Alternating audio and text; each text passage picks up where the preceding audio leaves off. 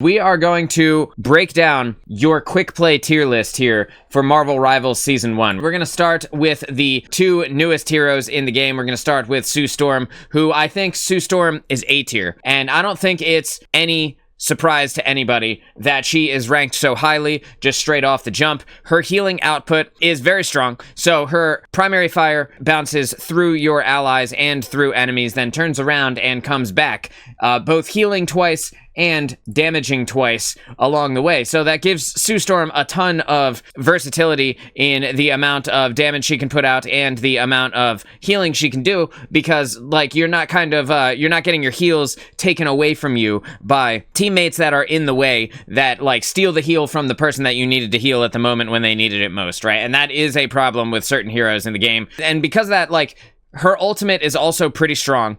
And like with her kit entirely, her ability to push or pull, her ability to go invisible, her ultimate, which is a very strong support ultimate, it's sustain based, which creates like a giant cylinder essentially that makes you invisible to the enemy. That like utility right there is really cool. And her ability to keep herself alive is pretty strong as well, with healing over time while she is actually invisible. So I think Sue Storm, while she doesn't quite hit the S tier mark, I think A is the perfect place for her. Really well designed hero overall. Now for Mr. Fantastic, I'm just gonna say it, dude. I don't think Mr. Fantastic is that good, and I don't think even at the highest tier of play that you're gonna see a lot of Mr. Fantastics really doing a ton of work. Like, I kind of want to put him in the C tier, but I kind of think he's like low B, like not quite C, because I think C is reserved for like heroes that really need help. And while I just think a few small tweaks to Mr. Fantastic could make him a very strong hero. His ability to sustain is pretty good. His ability to become tanky and block a bunch of damage is pretty good, although that's not necessarily why you would bring a duelist along to begin with. His range is very limited, though, and because of his range being so limited and his ability to deal damage being relatively small, like the amount of work you can put in on a Mr. Fantastic is just like fundamentally harder to be able to get value out of than some of the other DPS picks. That being said, he kind of fills this small, very niche role of in between a tank and in between a DPS, where he like deals enough damage to really kind of be considered a DPS, and he's got way more sustain than your average damage player. So I think because of that, Mr. Fantastic is like a few buffs away from being like pretty decent. But when I put him into B tier right now, I want you to understand that as this list kind of fills up, he's going to be at the bottom of B tier, like just above kind of trash. So Mr. Fantastic, I think, is a great addition to the game because it does fill a role, and I'm sure there are people out there that love this character. You know, I'm sure there are people out there that are foaming at the mouth for a chance to play a big silly bitch character who bounces around and like turns himself into a refrigerator and like swings his noodle arms, right? Like, if you're a fan of wacky waving inflatable arm flailing tube men, I think you one trick Mr. Fantastic. Other than that, like for the rest of us, dude, I don't know, man. He's not that good. He's not that bad. There are definitely worse picks, but he's not that good either. All right, so going down the list here, we're going to start now with Adam Warlock. And I think Adam Warlock is like B tier. I think he is like the higher end of B tier, actually. And in terms of his ability to sustain the team, I think it's pretty good. His soul bond ability is actually really strong. And when you consider how much effective health you get with the soul bond ability, I think Adam Warlock, like, low-key, that is almost better than his ultimate. His soul bond ability shares the health with all of the targets around him, and when you do that, your effective health gets enormous. And when his effective health gets big like that, you can deny ultimates from DPS characters, you can sustain through a lot of just heavy burst fire and poke fire from the enemy team, and like, I think Adam Warlock is very good, but definitely not on the level of like a Sue Storm, and not on the level of some of the S tier supports, which we'll talk about in a bit. I think that his ultimate is very balanced insofar as that, yes, it can res a lot of people, but bringing them back at 100 hit points basically is like a death sentence if you put it in the wrong place. So there's like this kind of this counterplay to it that is possible, and especially if you know how to position the ultimate and then get away from the spot that you put it down at, so that the enemy team doesn't just find you and then kill everybody as they respawn in your ultimate. As you get like better with it, I think it's very balanced, but it's not on the level of the ultimates of the heavy sustain support players. So I think Adam Warlock, B tier. I would say probably top of B tier, bordering on A, but I think that with his chain heal being as strong as it is, if you buff this hero, he moves into the A to S tier very, very quickly. So I think especially when you have any character with a res, you're really playing this dangerous game of, are we going to make this character too good? And I think Adam Warlock in the top of B tier is a great place. He's a great third support, but I wouldn't necessarily want him as my 2 main support, in my opinion. You know, your opinions may vary, but I wouldn't want an Adam Warlock over most of the rest of the support cast. In terms of Black Panther, I think Black Panther is like on the lower end of A tier, and I think because he's on the lower end of A tier, like, you can expect to get a lot of value from him.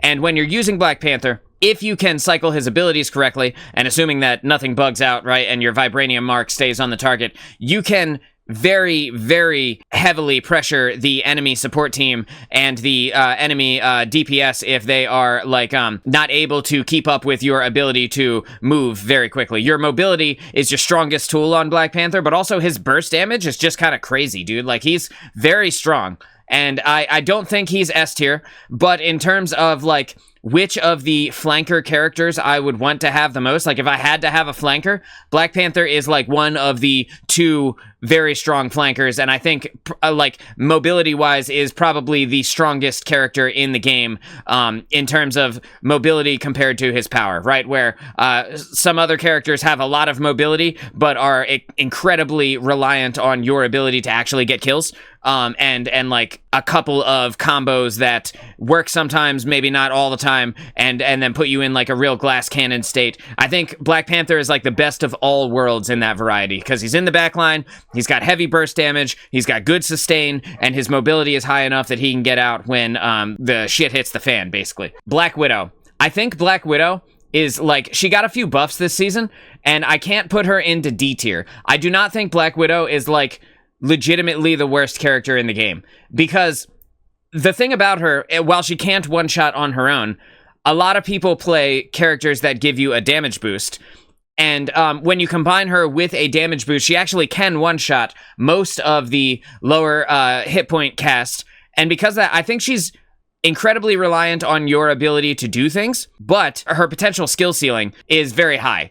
And her potential value ceiling is also incredibly high. And if you're popping off, like if you're having an on day, Black Widow might be the pick. You know what I mean? Like if you are actually hitting your headshots and you are actually like taking people out and you have a damage boosting character on your team, I think you actually pop off with Black Widow. And her ultimate got some buffs. It's actually pretty decent now in terms of the utility it brings. While it's not like a hard damage ultimate like some of the other characters, her kit is based around incredibly high burst damage. So if she had another incredibly high burst damage ultimate, that would just be giving her more of what she already has. So I think she's like, again, kind of like Adam Warlock, she's riding this fine line of almost overpowered, and if you buff her too much, she gets to the point where she absolutely runs lobbies and is banned every game. So it's like, you know, you don't want to buff the sniper characters, but at the same time, you want them on that, like, teetering on the cutting edge of overpowered. And I think Black Widow does that, especially now that her ultimate is such a heavy slow.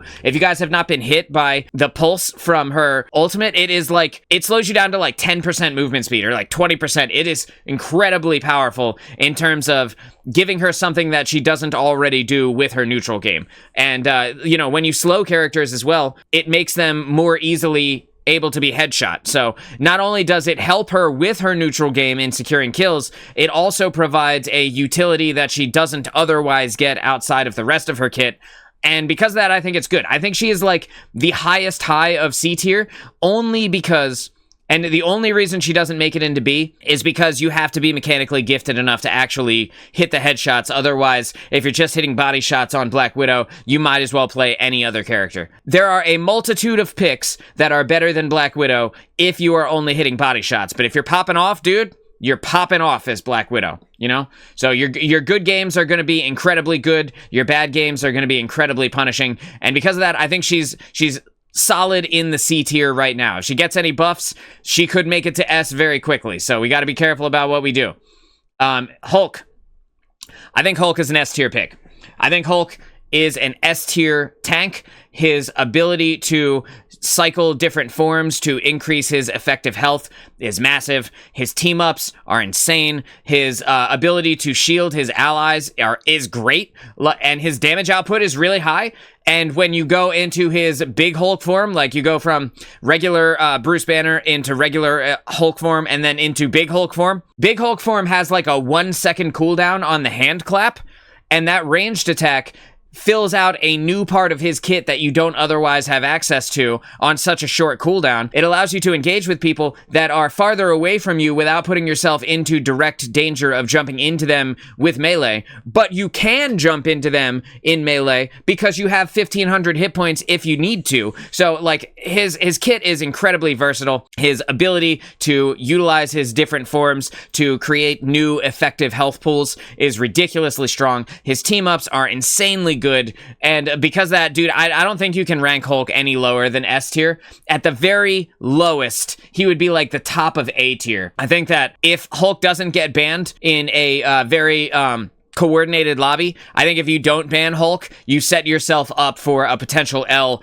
based solely on his ability to sustain and his team ups alone. His ability to utilize his different forms as new health bars is insane. He can stall for longer than Mr. Fantastic can stall, and that's saying something, you know? And like Fridge Boy is ridiculously good at making you waste your time. This is Mr. Waste Your Time right here. Hulk is Mr. Waste Your Time and beat your face in at the same time. Like, it's crazy. It's crazy good. The only part about Hulk's kit that sucks is his super long animation, pick him up and slam him around on the ground and then stomp on their face thing. That is the only part of his kit that does not do enough. I think if that one move either dealt more damage or potentially like decreased the damage resistance or increased the amount of damage something takes for a short time after that, like they're demoralized or something from being beaten to hell by the Hulk, I think that is the only thing that you could realistically buff on his kit, but I don't think he needs it by any stretch of the imagination. I don't think he needs it at all. Amazing character. Incredible character. There's a skill ceiling to remembering to use your abilities before you press your Hulk ultimate as well, which I think is something that a lot of people don't think about before they go into giant Hulk form. They don't think about using Exile to get somebody out of the fight. They don't think about using their shields to give the team some additional support while you're inside of your transformation animation. There's a lot of nuance to this character, and I think that a lot of people should play him more and get more familiar with his kit, because I think Hulk is insane. S tier, in my opinion. S tier. Captain America. I think Cap is like mid B. I think he is exactly where you would anticipate a Captain America being. I think that his kit has been figured out a little bit over time here. And in the beginning, when Marvel Rivals Season 0 and like the launch week, the first, I'd say the first month to 6 weeks of the game was basically just Captain America's running around holding up their shield and just running from place to place to place to place to place to place, right? And they just hold their shield up and they just don't die. I think that has gone, that has kind of changed a little bit as certain people have figured out his kit. He is good against certain characters, and especially against certain characters that are in the meta right now, like Moon Knight and like the support lineups that are good right now. He can absolutely punish non-mobile characters that have a kind of lower health bar, because he is able to get in there, deal damage, and there's not much you can do about it. And when he's ready to leave, he just leaves, right? And his ultimate as well, I talked about this with some of the other characters, like his ultimate gives his kit something that he doesn't otherwise normally have, instead of making him better at what he's already good at. So that adds a little bit of versatility to the kit overall. And I think that when you have a Captain America, something like an Adam Warlock becomes more forgivable, because if you have Adam Warlock as one of your two main supports and you're missing out on that sustain ultimate, if you can get everybody to stand in your banner kind of after image that happens when you press the Captain America ultimate, you can use that as an extra support ultimate and use the bonus health that it generates as effective sustain, in the same way that you could use massive amounts of healing from some of the other supports. So, like, his ultimate fills out his kit and fleshes it out really nicely. But the reason he's so good now in this current meta in season 1 is because Thor is being used more with the team up with Storm, because Thor has a team up with Storm and with Captain America that gives them an additional button to press. I think that is like that is the main reason why Cap is pretty good right now, because with the Thor team up, he actually deals a pretty hefty amount of damage. Like, it's still not duelist level, right?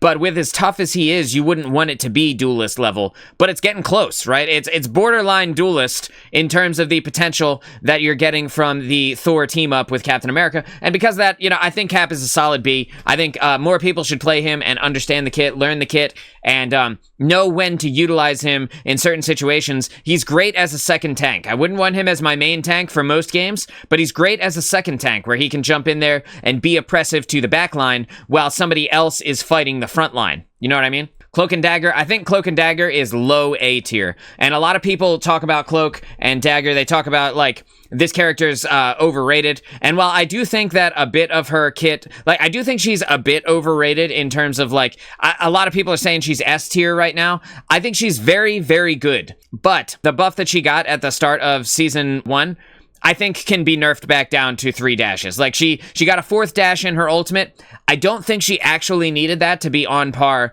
with the other support heroes. I think that she's really strong. She has a lot of utility in the different things that she can do, because she can throw out the healing wall, which is great for you. It also helps your teammates heal your other support player, heal your teammates better. She has the damage wall, which also blinds, which increases the damage that people take by 20%. The main thing about her is that her kit is really diverse, and the healing numbers she puts out are incredibly, incredibly high. So, like, while I think Cloak and Dagger maybe potentially is a little bit better than Susan Storm right now, that is only because she has the 4th dash in her ultimate. I think if we take that away, she goes below Sue Storm, and this is more where she ends up. But for now, I think with the 4th dash, she is like high A tier. She's very strong, very good, but not S tier, like some people are currently thinking she is. She can do a lot of things, and she does them pretty well. Her healing numbers are very high based on the ultimate, and its potential healing output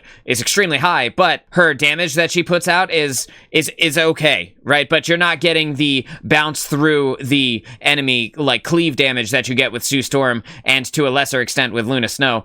So she has to swap forms over to Cloak form to really take advantage of the Cloak damage. The auto aim beam is actually very powerful in terms of the amount of damage that it does. Actually deals more damage than Scarlet Witch, which we'll talk about in a bit here. But, like, yeah, Cloak form damage pretty high, but in her Dagger form, not that good, not that high. And her ability to auto aim is great and all, because it'll help you hit flying characters and just apply a little bit of pressure, but she's not S tier. If her main primary fire in Dagger form dealt more damage, I think she would be S tier, and I think that would be a good trade-off for her ability to lose the 4th dash in her ultimate. I think if you buff her damage just a small amount, and then you remove the 4th dash from her ultimate, I think this character rides the line between A and S pretty strong. For Doctor Strange, I think Doctor Strange is still S tier, probably the most versatile tank in the game in terms of his ability to play from mid-range and still protect the team. It's not just his shield. A lot of people think you play Doctor Strange, you hold up the shield, that's the, that's the character. But it's not just that. And like, it's because he can play from the mid-range, he can deal poke damage, right? And then he can also deal incredibly high burst damage, even without the team up from Hulk. He can deal incredibly high burst damage with his point-blank AoE when he expels the dark magic. The shield can be used as a utility, not just to absorb certain ultimates from the enemy team, like an Iron Man's maximum pulse, or like the Magneto ultimate, but like the shield can be used for a number of different things as well, like standing in front of your Punisher when he goes into his ultimate, or when he's using his turret, or making sure that your team stay alive and get value out of their ultimates in general. I think that he is really strong for that. His portal, while it is on a long cooldown, has offensive and defensive potential, as well as just strong positioning potential, where if you put it up in the right way, you can get a lot of value out of not using it and giving your teammates the ability to get to a place they wouldn't otherwise be able to get to, where they can potentially be safe from the enemy's push and still be able to provide most of, if not all of, their value. Really strong character. And then his ultimate is game-changing. Like, his ultimate is round-winning, game-changing, if you use it correctly, but also punishable, and because of that, fair. So like, you can stun him as he's doing the animation of his ultimate, and that will stop him from stunning your entire team. But if he does get the stun off on your entire team, there's a good potential for a team wipe there, you know, especially if your teammates are following up. But even just on his own, his damage potential, if he has his dark magic ramped up high enough, is really strong, dude. It's really strong. He's a really good character, and his team up with Hulk is also really good, although I would say is not as good as the Iron Man team up. The team up with Hulk gives him a small amount of additional damage, very small amount of additional damage on his point blank AoE. A lot of people think, you know, you pair Doctor Strange with the Hulk, and then the Doctor Strange is suddenly dealing insane damage. It's actually only 10 damage more. It's only 10 damage at maximum dark magic charge. So it's really not that much. But it does remove his ability to, his downside of holding the dark magic, which is you take the anti-heal. And that is the main reason why the Hulk Doctor Strange team up is good. Not because of the additional damage that it gives to Strange, but because it takes away your anti-heal, which is like the only downside to his kit,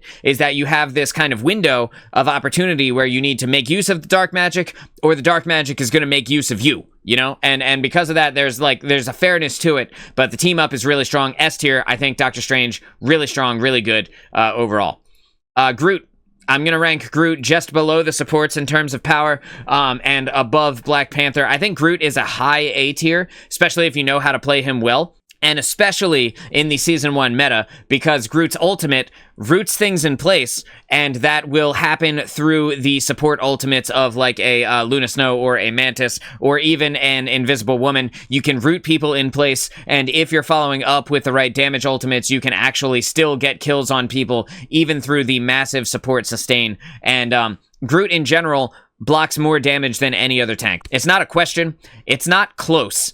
Groot blocks the most damage of any character in the game, because he can throw up those walls. The walls take a bunch of damage. He himself has a massive amount of hit points, and the ability to give himself additional shield. And I think Groot, while he is not used as often as I would like to see him used, the more people kind of get the hang of this character, and the more people get ready to ult combo with this character, the better he becomes. Not S tier, because his kit is still pretty focused in terms of what it can do. Like, he can attack from a certain range, he can deal a lot of damage, a very high amount of damage. I would say an S tier level of damage if you stand next to his walls and don't shoot them. That's a pretty big if, right? Like, how many people are just standing there in front of the Groot wall being like, yo, forget this wall, what about these guys, right? Like, forget this wall that's slapping me for however much damage every time Groot uses an auto attack. What about all of these other people? No, like people are shooting those dudes. So like,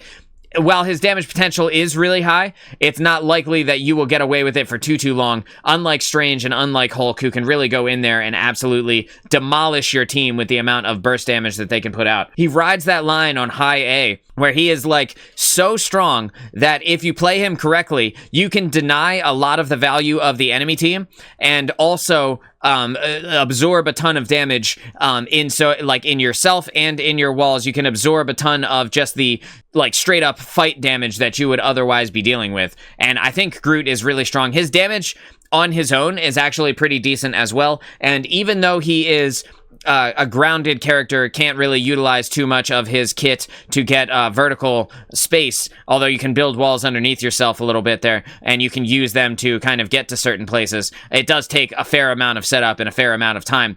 He can still attack characters that are up in the sky if they're playing, like, low enough. So if they're within his 15-meter range, which you're going to see that a lot with Storm, who wants to keep people inside of her aura, I think you can still get a lot of value out of Groot, even with his kind of more grounded playstyle. Definitely 100% the most blocking blocker of all blockers. Like, if Groot were a poop, you would die from the backup, dude. Like, that's how strong he is at blocking shit up. Like, he will ruin the day of your enemies, and also potentially your day if he's not paying attention. You're about to set something up, and then he just throws a wall in front of your face. That is, like, the skill ceiling with Groot, is understanding where to put the walls without also ruining the value of your own teammates, right? So that's Groot. I think that Hawkeye is like low B, and I would put him above Mr. Fantastic, but not very high in terms of B tier. I think that Hawkeye, from his nerfs last season, he got nerfed a little bit, but just in general, like, his kit is very hit or miss in the same way that the kit from Black Widow is hit or miss. However, his potential damage output is a little bit higher because he can actually one-shot, and that's what takes him from the C tier to the B tier. I think if they removed his one-shot potential,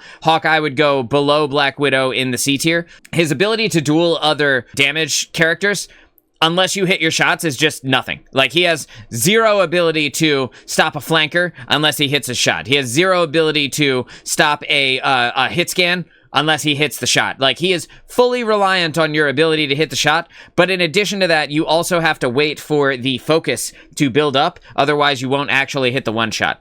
And because of those things, I don't think he can be in the A tier anymore. However, you can still run a game. You could still absolutely demolish a lobby with Hawkeye if you are hitting your shots and if you are having an on day. His ultimate as well. A lot of people will slowly charge the arrows while using his ultimate. And like, in reality, you can just let the arrows fly, because even though his focus got built, the focus buildup even got nerfed a little bit in Season 1, when you hit the ultimate, you have 100 focus for the entirety of the ultimate. So you are always hitting max damage on your shots. So you can literally just spam arrows as fast as you possibly can into the after images. And you can actually put out a ton of damage that way, assuming you don't just get immediately dusted when you pop the ultimate, which happens a lot with Hawkeye. He doesn't have the ability to duel other characters. So that's him. I think Hela is like the top of A. I think that Hela is arguably S tier in terms of her power. Probably, if I were to put her into S, I'd say she goes below the tanks, but her ability to put out damage is still, like, ridiculously good. Ridiculously high damage potential. Hit scan, her headshot damage is really, really strong. She has a stun. She has an escape ability. Her ultimate is insane. And I don't think that we're going to see Hela drop out of the meta until they significantly nerf a part of her kit. She got a little bit of a tuning here in Season 1, but that hasn't stopped her from being able to run games. And because of the current meta, where certain characters that are in the sky are very, very, very strong, Hela is actually, like, able to deal with them from a significant distance away with a significant amount of reliability in her kit. So I think because of that, Hela is borderline S tier. And I'm still struggling. Like, do I put her into S? I think she is maybe S tier, but I'm going to put her into A. I'm going to be conservative about this and put her into the highest high of A tier because of how much you can do with her, because of her potential damage output, and her ability to absolutely team wipe with her ultimate. I think that Hela is one of, if not the best and most reliable damage characters in the game. Like I said, her kit does everything that you would want her kit to do. Her headshot damage is really high. The only place she lacks is in body shot damage, but even then, if you have a character that can damage boost on your team, you can get through a lot of these breakpoints that stop you from being able to one headshot, one body shot characters. So with certain characters, I think she's really strong. Her team up as well with Loki and with Thor, especially with Thor being as like providing that team up for Storm. I think that her team up with Thor Thor becomes even better if you have a Thor and a Storm on your team. So, like, she has one of the best team-ups in the entire game, being able to give out a free res to her teammates that die. But it doesn't come up that often. It depends, right? It depends on how much your Thor is throwing his life away or your Loki is throwing his life away, and how locked in you are on those shots. Sometimes you can get a ton of value out of it. Sometimes not so much. So, very high in terms of power. Hela is going to be in the meta for a long time to come. I don't see her going out of the meta anytime soon unless she receives some significant changes. All right, dude, it's time.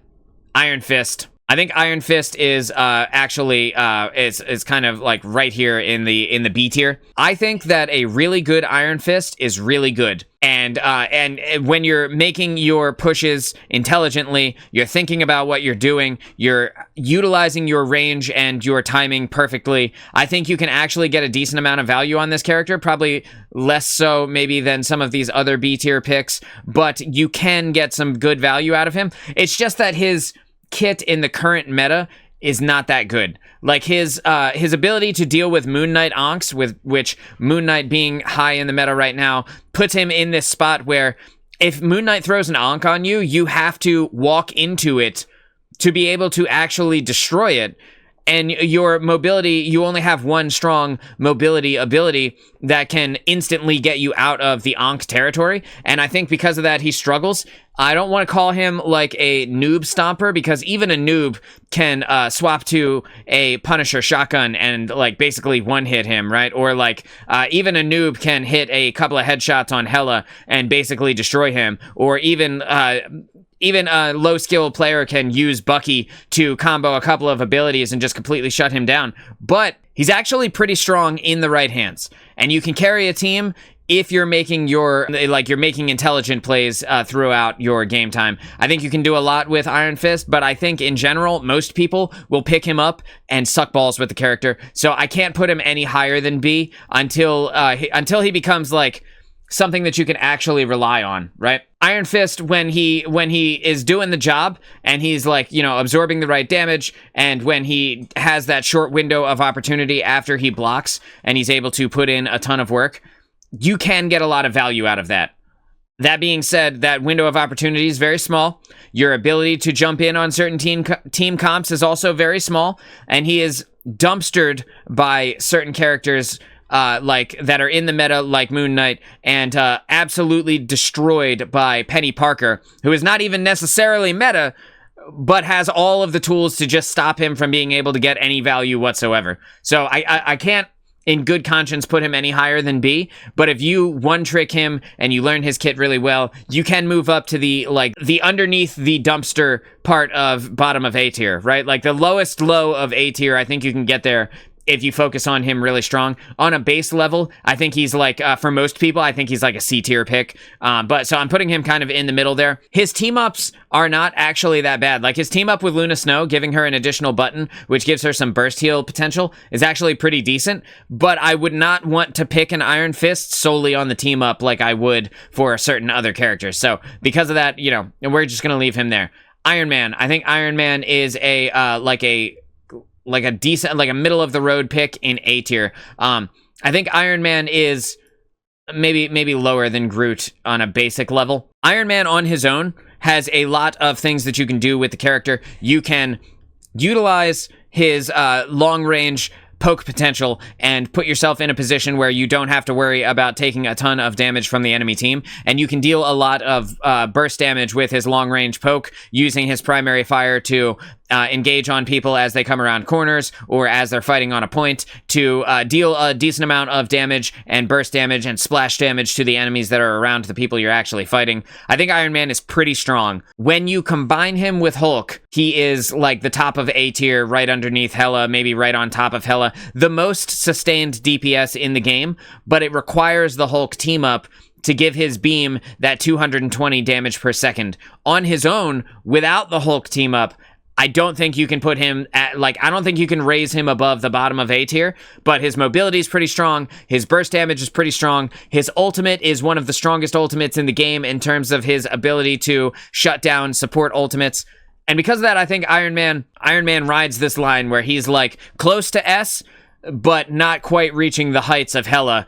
Ironic because Iron Man flies and Hela only flies in her ultimate. But yeah, so Iron Man really strong, burst damage potential really high, his sustained damage potential decent when combined with Hulk, extremely high.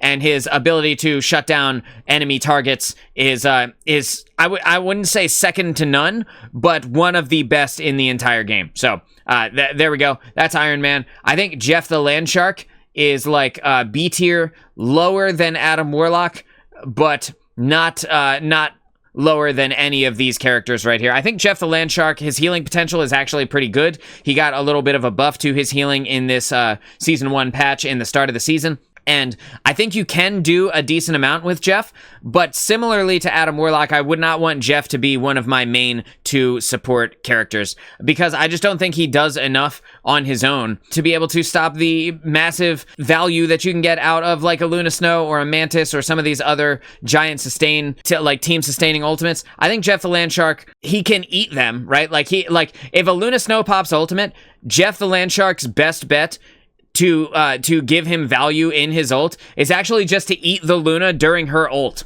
And if you can do that, you can deny her ability to sustain her team. And that is arguably a better way to use Jeff's ultimate, or the Mantis, right? Or the Invisible Woman if they're standing within the invisibility field. If you eat those characters and you just leave, you deny their team a lot of value. You can get a massive amount of game swinging potential out of Jeff's ultimate by like eating a bunch of people and then jumping yourself off the map with them and killing you and killing them in the process. But I don't like that happens less frequently than it used to in the start of the game. People have gotten better at fighting against a Jeff. They understand the sound cue when he uses his ultimate, and then to either reposition, spread out, or gain vertical space. And that way you can keep yourself away from Jeff's ult. And like his utility in terms of his bubbles being able to give you a speed boost as well as giving you healing and providing healing in places where Jeff is not currently at. That part is actually pretty good. And I would say that his utility is on par with Adam Warlock in terms of his kit providing things to the team that you don't normally see in a lot of characters. The speed boost is very rare in terms of the characters that we currently have in Marvel Rivals. So if you need characters to be speed boosted, Jeff is actually a pretty solid pick for that. Like if you're talking about you can speed boost Groot to the point by riding on Groot's shoulder, which to go into Jeff's team up, his team up with Groot is actually pretty strong because Jeff already has a large amount of sustain with his ability to go underground, leave the fight, be kind of evasive, take evasive maneuvers, right, and kind of get out of the way. But when you combine that with his damage resistance from Groot, that means he's going to last even longer. That's pretty decent team up, but his team up with Luna Snow is actually very, very strong, where you throw down the bubbles, and the bubbles produce ice patches, which slow the enemy. That is actually pretty good. Like, in terms of the things he can do, very, very, very varied in his ability to do a bunch of different stuff. But he's not, like, so good that I would want him over some of the main support cast. Like, I definitely wouldn't want a Jeff over a Sue Storm. I probably wouldn't want a Jeff over a Cloak and Dagger unless I'm playing Punisher and I need him to speed boost me in my ultimate so that I can get up to the enemy team a little bit faster and be more menacing, right? Like, I kind of don't need a Jeff really ever. But he's not bad. So he goes kind of towards the high end of B tier, higher than these characters, higher than a Cap, higher than an Iron Fist, definitely higher than a Mr. Fantastic or a Hawkeye. I don't mind seeing him, but I don't want him on the team if I can get somebody else. In terms of Loki, I think Loki is like a low A tier. His healing output on his own is decent. It's not bad. It's not great. He has one cooldown that makes his healing output insane. And if people are not shooting the clones, Loki can dominate a game. If you're not getting your clones wiped out, I think Loki is one of the best characters in terms of the support lineup. I think that his clones being there and being able to duplicate the things that he's doing provide not only a lot of damage, but also a lot of healing output, and his ability to drop the restoration runes, the heal over time runes that he drops from each of his clones provides him some good utility in terms of keeping targets alive, even outside of his like regular range in terms of what he can do. And in addition to that, you can continue to provide damage and healing while the runes are down, unlike like Luna Snow's ultimate, where you're completely locked in the animation. I think there's a lot of value in what Loki can do. And then his ultimate, in my opinion, is probably like top 5 ultimates in the game. His ability to copy somebody else, to get their entire kit, to have that for an extended period of time, and then be able to use the ultimate to extend his transformation timer. If you guys didn't know this, using the ultimate will extend how long you are transformed for. So you can actually, you can use the kit of whoever you copy for like, I don't know, 10 seconds straight. And I can't remember if it's 10 or 15, but for a long time. And then right as it gets down to like 2 or 1 second, you can press the ultimate and it will keep you in the copied state for the entirety of the length of the ultimate, which is great. I think that Loki is one of the best characters in the game, incredibly high skill ceiling, and while he could be compared to certain other high skill ceiling characters like Hawkeye or Black Widow, I don't think you need as much mechanical skill to get base value out of Loki, so I think he straight up is above these two characters in terms of his power level, and because he can copy the best characters in the game and totally swing the tide of a battle based on the use of a single ultimate, I think that makes him no lower than A tier, and I think if he gains the ability to stop copying, like the cancel copy is such a massive quality of life change that we need on this character. Once you give him cancel copy and like he can take somebody and copy them and then choose when to stop copying them, I think that he moves to the top of the support lineup in the A tier. I think once he gets the ability to stop copying somebody at will, I think that he is like low-key the best, maybe the best support character in terms of the A tier. But for now, while he has his current kit and in Season 1, I think the bottom of A tier, below these other picks, but above Adam Warlock, definitely above Jeff the Landshark. I think that Loki characters, or Loki players, have the potential to do the most amazing things of any character in the game. And I don't think you can say that, I don't think you can say that and put him any lower than A. Luna Snow, no surprise here. Luna Snow's still S tier. One of the best characters in the entire game.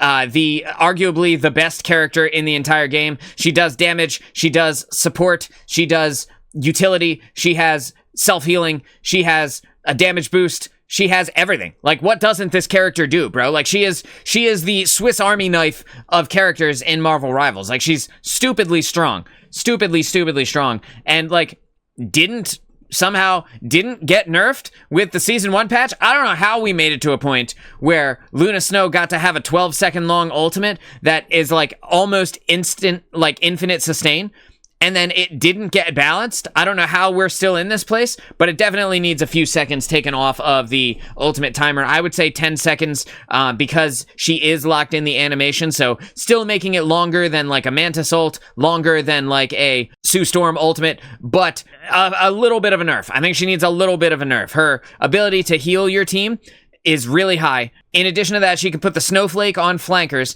which gives her the ability to heal in places where she's not even at. And then when your teammates are full health, it will cleave through, the healing will cleave through your teammates and go to the enemy and damage them. If your teammates are full health, it'll go through them and damage the enemy. And then you have your shift ability, which lets you cleave through multiple targets at the same time, healing your team and damaging the enemy at the same time. She literally does everything. She's the best character, maybe the best character, arguably the best character in the entire game. She's amazing.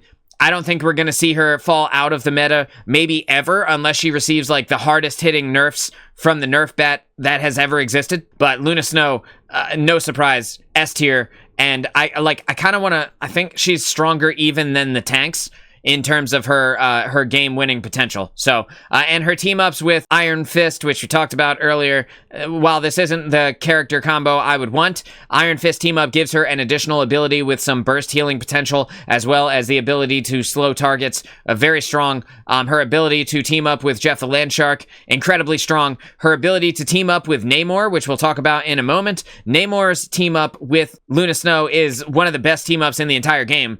Ridiculously good character. I don't know how she can escape one more season without catching a nerf. I would expect to see some balance changes to her at the start of Season 2. That being said, right now, in the Season 1 meta, whether you're playing comp, whether you're playing quick play, Luna Snow is probably the strongest in the entire game. Magic.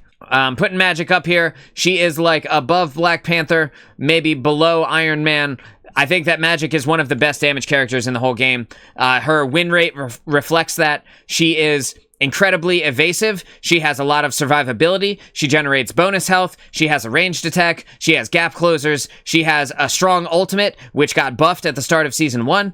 She can delete certain characters at certain health thresholds, and just in general is one of the best and most well-designed characters I've played in a hero shooter in a while. In terms of melee characters, Magic might be the best melee character design that I've seen in a first-person shooter, or in a third hero shooter even, ever. She might be the best melee character ever designed in a hero shooter. She is that good. Like, if you guys don't know, and you haven't played her, and you haven't seen what it's like when a really good Magic is out there doing her thing, you gotta try this character. She's amazing. She's incredible. Not that I can get all of that value out of her. I haven't practiced the kit enough to get it, but I've seen it, and I've played against it, and it's really good. It's really strong. Her damage output is really high. The main reason why she's so strong is not just her sustain, but her burst damage. Her burst damage is insane. Compared to certain other characters, like a Punisher, who has decent damage overall. His DPS is very high, but his damage happens as a damage over time type deal, because you are shooting, and then they're taking damage, and they're taking damage, and they're taking damage. That's applying pressure. Magic chunks you. She chunks out of your health bar every time she hits, whether it's just a primary fire, if it's an ability combo, if it's the right combo of abilities, she just one-hits you at certain health thresholds. She is amazing. Amazing character. Darkchild is a great ultimate, but it doesn't give her a lot of things that she is not otherwise already good at. It gives her a bit of additional sustain. It gives her a bit of additional damage, but it's basically just doing what she already does, but better. So that's something to keep in mind. If they were to do anything to this character, which I don't think they need to, but if they were to do anything with this character, I would say flesh her out a little bit more inside of her Darkchild ultimate, and then she will be more well-rounded. It does decrease the cooldown on her ranged attack. It could use to decrease it even just a little bit farther, but her combos are already so strong as Darkchild that I don't even know that you necessarily need that. Magneto, I want to put... dude, it's tough, dude. It's tough, man. I want to put Magneto into S tier. However, I think he's actually... If I'm being fair, I think Magneto is actually at the very tippity top of A tier, behind Hela in terms of power, only because Hela's team up is better because you don't have to use the Scarlet Witch to get it, right? So, like, the only, like, Magneto does everything you would want a tank to do. He blocks a lot of damage. He has the ability to block a lot of damage in a few different ways, so he's not just using up one resource. Like Doctor Strange, his shield is a single resource, right?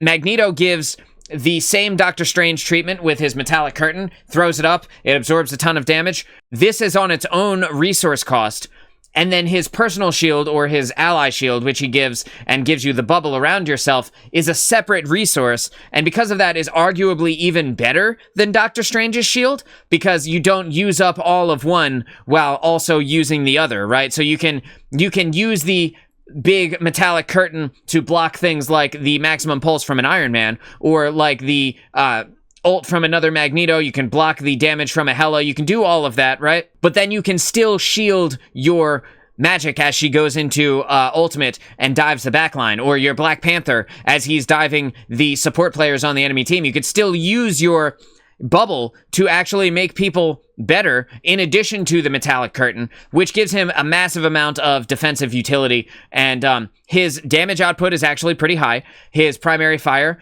deals an explosion around it, so it not only damages the target you hit, but it also damages people who are close to the target you hit, and that is really good. His right click, where he fires off all of the stored metal rings that he generates on his back over time, and by taking damage from his shields, that has not only the strong burst damage potential when combined with his high damage primary fire, it also pushes targets back at 3 rings, which gives him more crowd control in addition to what he already does. And then on top of that, his ultimate is extremely versatile in terms of what it can do, because you can use it to deny very high damage ultimates like a Star-Lord or a Punisher, or even certain other characters like a Bucky, you can use Magneto ult to counter their ult because it will absorb all of the damage that they deal, and then you can either have that break, or you can convert that into massive burst damage potential. One of the highest burst damage shots in the entire game when it is charged up,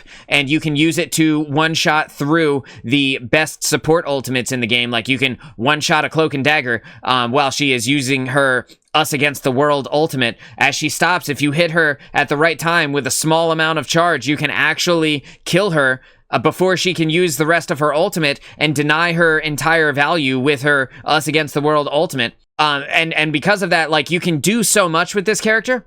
However, his team up is really good for him, really bad for your team overall, because you need a Scarlet Witch to be able to activate his Greatsword team up, which gives him a new ability, which lets him use a Greatsword at mid-range, which it kind of throws out these red beams from his Greatsword. He swings it back and forth, and it deals a really good amount of damage. But your team, like, you're at a loss because you have a Scarlet Witch, and you need a Scarlet Witch to activate it. And because of that, his team up is not as strong as the Hulk, not as strong as the team up between Hulk and Doctor Strange. Like, you need to throw a little bit to get that extra value, and because of that, I don't think he makes it into S tier, but man, is he incredible. Like, dude, Magneto he has everything you would want a tank to have, and more, but his team up's not that good, so I don't think he makes it into S tier. Mantis. S tier, below the tanks, below Luna Snow, definitely below Luna Snow here. But Mantis still S tier because her ultimate, while it can do a large amount of sustain and it gives bonus health when you are at max health, it gives you additional health on top of your already regenerating health pool. So it, like, creates this larger window of opportunity for you to do things. Her ability to damage boost the team while still using her own damage and acting freely inside of her own ultimate is what puts her into the S tier category. She can heal over time. She has a small amount of burst healing, but a very high amount of burst healing in her ultimate. She can damage boost herself. She can damage boost her teammates. She has healing over time for herself, which she gets by activating her own damage boost. And in addition to that, you can act in her ultimate, which is really, really strong. Her stun ability as well. When you utilize Mantis's stun, you actually have a half-second window where you can continue to damage the enemy. So if you're fast with the stun, you can hit 2 headshots before you are in the window of opportunity to break your own stun. So you can hit them with the stun, follow up with 2 headshots, and now any character that is not a tank is going to be low health. And then while they're sitting there stunned, you line up the other headshot, you hit your own damage boost, and then you can finish them off before they have a chance to act. Now, you have to be fast to pull off that combo, but it does work.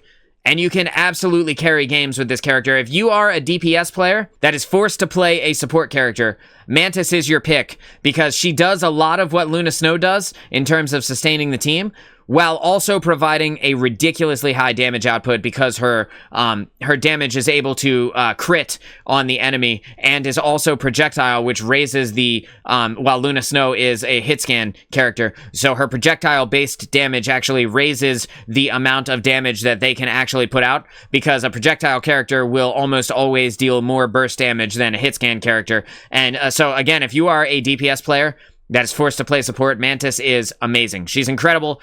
And I don't think her ultimate is as good as Luna Snow's. That's why she's at the bottom of S tier. But I do think that she is like arguably one of the best characters in the entire game, and one of the best made support characters in any game. Her kit is ridiculously good in terms of what it can do and the value it can provide. Moon Knight. I'm going to put Moon Knight down here at the bottom of A.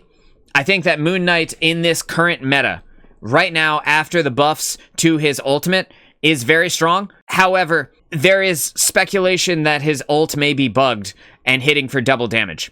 If that is the case, then Moon Knight drops to the highest high of the B tier. The only reason Moon Knight retains his A tier spot right now is because when you combo Moon Knight with Groot, you can kill through support ultimates like Luna Snow, like Mantis, and like the Invisible Woman, Cloak and Dagger, etc. The only reason he retains the A spot right now is because he can kill through the best support ults in the game. Even if you need you kind of need a Groot to immobilize the enemy team to be able to get all of that value out of his ultimate, he's still really strong. The best part about his kit is his ability to chain ridiculous amounts of damage and then follow up and kill through the support ultimates. His ability to duel other people is trash. He's garbage at it. He's like probably the worst duelist in terms of duelists outside of like a Hawkeye and a Black Widow, and arguably even like worse than Scarlet Witch in terms of a duelist dueling another duelist.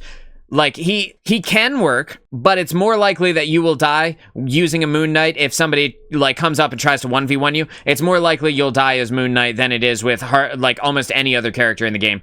He's kind of trash in terms of his ability to duel and his ability to fight another character. But if he's left unchecked, he can carry a lobby single-handedly. So I'd say the bottom of A tier, and again, if his ultimate is bugged and it's dealing double damage and that gets like fixed and like and then all of a sudden it can't kill through the support ultimates anymore, he goes down to the B tier. But yeah, so that's Moon Knight in my opinion. Very good if left unchecked. Neymar. I think Neymar is like, this is hard. Where do I want to put Neymar? Okay, I think I gotta do this. All right, so Neymar, on his own, is very strong and one of the best characters in the game at dealing with the flanking character cast. So your Black Panthers, your Psylocks, Spidermans, anybody who's trying to kind of run into the backline, even Wolverine to an extent. They're trying to run into the backline, they're trying to get kills on your either your supports, your duelists, or like with Wolverine, he's trying to hijack a tank, right? And he wants to get in there and get that tank, try and get out as fast as he can. Neymar can provide the utility that you need to get these characters dead. He can deal a large amount of burst damage on them with the headshot from his trident, but his squid, his octopus, actually hit for ridiculously long ranges. Like, I don't know if you guys know this, but you can be on the point and the Neymar octopus will tag a guy who is at 7-Eleven getting a Slurpee. Like, it is like all the way across the map. If they have line of sight to that person, they will hit them. Even from like from here to like Texas, bro. You guys don't know how far away I am from Texas, but imagine it's far. It is. It's very far. The octopus will hit. It's crazy. It's crazy how long the range is. A Spider-Man up in the sky, the octopus doesn't care. It will shoot them. A Black Panther going left, going right, diving through the team, this and that. The octopus is just locked in, dude. It's just ready. And in addition to that, like I said, his burst damage is really high, but his team up with Luna Snow, where he creates the octopus that makes it freeze and slow people, is one of the best team ups in the entire game. The octopus already deal a lot of damage. The Luna Snow octopus deals even more damage than that and provides the utility of the slow, which makes the characters that he's good against even worse at dueling against him or trying to play into a team that has a Neymar on it. In addition to that, his ultimate can one-hit through the Luna Snow ultimate. It can one-hit through the Mantis ult if you can get them in the center circle. And this is a big if, right? Like, it's very easy for them to just walk away, right? Like, you blow the horn, the circle appears on the ground, and everybody on the enemy team gently walks to the right, and they're just out of it, dude. And they just leave the one-hit potential circle, and the circle's pretty small. When you combine it with Groot, though, it's 500 burst damage. 500 damage, which is enough to kill through most, if not all, characters' support abilities in the entire game. And then, like, aside from tanks, nothing is surviving that. Aside from, like a Groot or a Magneto, Doctor Strange can survive it, Hulk can survive it. The tank cast can live through that. I would even say that even though it doesn't one-hit a Captain America, actually, I don't remember if Cap has like 450 health at base or what his actual base health is. It might actually one hit a Captain America, but the tanks are the only ones that survive the inner circle of Neymar ult. And when damage boosted by Rocket Raccoon, he can one hit even with the outer ring. So like, this character's crazy, dude. He's insane. His win rate is not as high as a Magic though. It's not as guaranteed free damage as like an Iron Man with a Hulk team up. So the Neymar pick is really good into certain comps and kills through the best support ultimates in the game. So I think you can't rate him any lower than A, but his neutral game is definitely not as strong as like a Hela. It's probably not as strong as like a Magic, and I would say it's on par, or excuse me, like an Iron Man. I would say it's on par with Magic in terms of what it can do, although it's apples and oranges comparing them. Like they're different, but still both incredibly powerful. Stronger than a Moon Knight because his ability to duel another player is way better than Moon Knight's. Like you're flat out gonna win more 1v1s as Neymar than you will as Moon Knight. Like it's not up for debate. Penny Parker, top of B tier, the tippity top of B. Maybe not the tippity top. Like a very high B tier. I'd say higher than Jeff, lower than Adam Warlock. And the thing about Penny, right, is that she can do incredible work if your team can sustain on an area. If your team is constantly moving and you have to leave your mines behind and you have to constantly reposition your spider nest, Penny loses a lot of her potential value. The reason why she's ranked in high B and not like mid B or C is because her ability to shut down ultimates is second to none. Her ability to stop people from using their ultimate is the best in the entire game. It's not even close. No one even scratches the surface of how good Penny Parker is at denying people the value from their ult. She can literally web you every few seconds, and because of that, it's going to stop a lot of characters from being able to get value. You're talking about you can web a Psylock right as she's about to go into ultimate, done. Then it drops her to 50% ult. You can web a Doctor Strange as he's going into ultimate. You can web an Iron Fist as he's powering up. You can web an Iron Man as he's about to fire off maximum pulse. Like it's really high. It's really, really high, and her ability to stop people from being able to use their ultimate is really good. Also, her burst damage is insane, and she shuts down the highest threat targets in terms of melee characters pretty well. Like, she will absolutely shut down a Black Panther. She will absolutely destroy a Spider-Man if he decides to land in her webbing.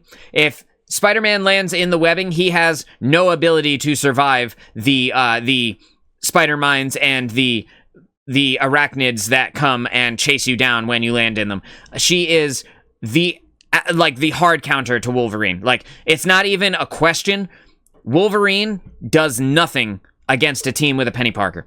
And because of that, and I've played in both scenarios where I am the Penny Parker and where I am the Wolverine, and I felt it from either side. She is ridiculously good at denying melee characters value, and even pretty strong against like a Venom, who will jump onto your team and try to be scary in your face. If you drop a bunch of mines and Venom doesn't see them, he comes down, he does his dive thing, right? Like, he lands on the ground, he's trying to be Venom, he's got his tentacles going, right? And then he walks on top of the mines, chunks him, dude, chunks him. And if he already used his survivability ability, then Venom suddenly is in this place where he has to either leave and hope that his movement ability is not on cooldown, or he just straight up dies. Like, he cannot sustain against the burst damage of a Penny Parker.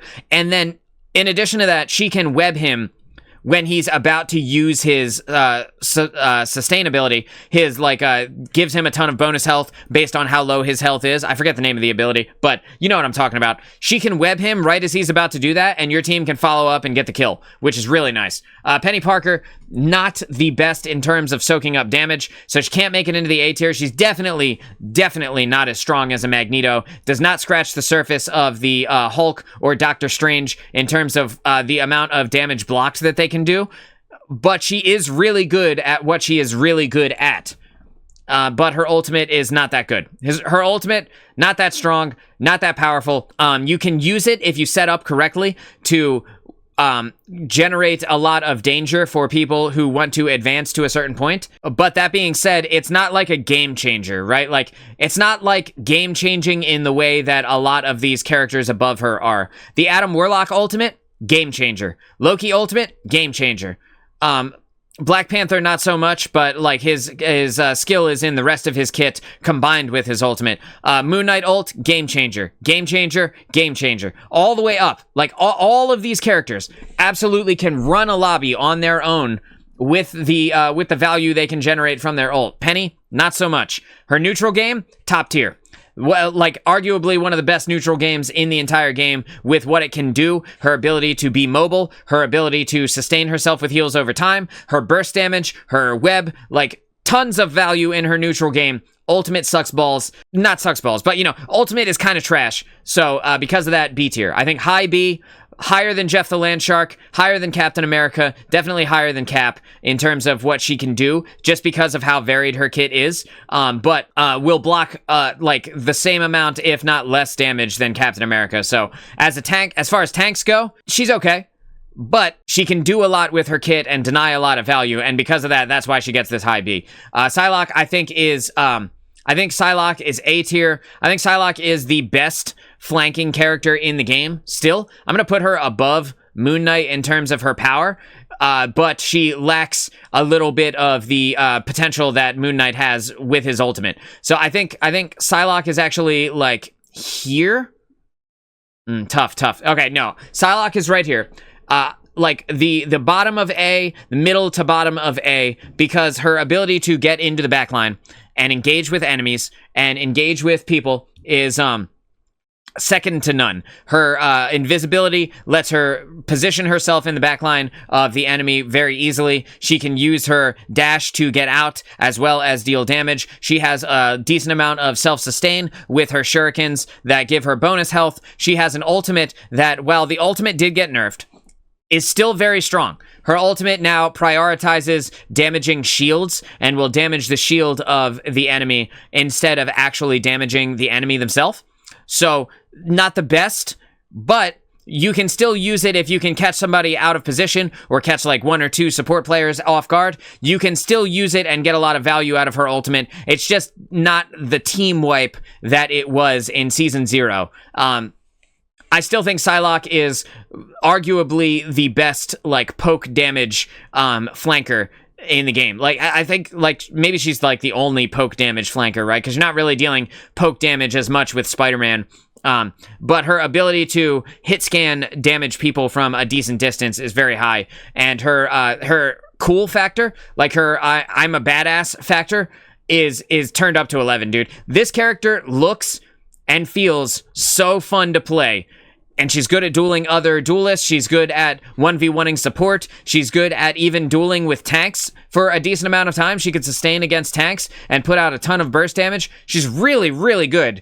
Her ultimate is not the team wipe that it used to be, though. Psylock, I think, is better than Moon Knight. The only thing that Moon Knight has on Psylock is his ultimate going through the damage, damaging through the sustain ultimates of the support cast. Aside from that, Moon Knight is not even close to on the same tier as how powerful Psylock is, and a well-played Psylock character, a well-played Psylock will run your games. She will, if she's on your team, she will get all the kills, she'll be in all the places, be in all the fights, and live forever. If she's on the enemy team, good luck. I'm telling you, she's amazing. Punisher, I think Punisher is the top of B tier. I think Punisher is stronger than Adam Warlock. I think he is definitely stronger than all of these other characters.